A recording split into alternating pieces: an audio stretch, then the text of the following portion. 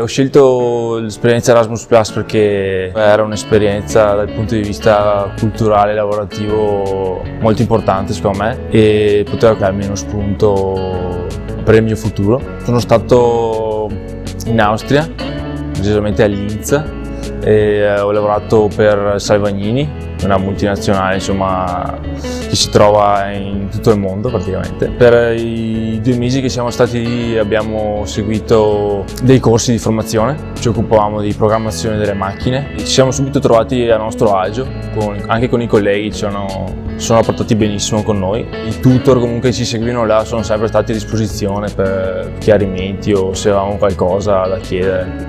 Adesso nel secondo anno che sto facendo di ITS meccatronico qui a Schio svolgo il tirocinio presso un'azienda di Montecchio Maggiore dove abito io. L'esperienza Erasmus che ho fatto mi ha messo davanti 2 esperienze lavorative completamente diverse.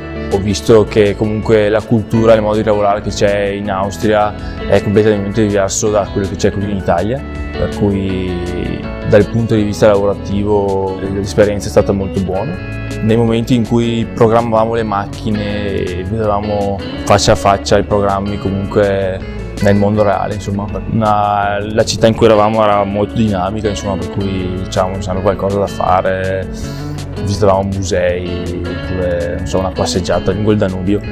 Ormai l'esperienza di ITS sta per finire. Nel futuro prossimo comunque mi vedo in un'azienda importante, spero che il lavoro mi piaccia.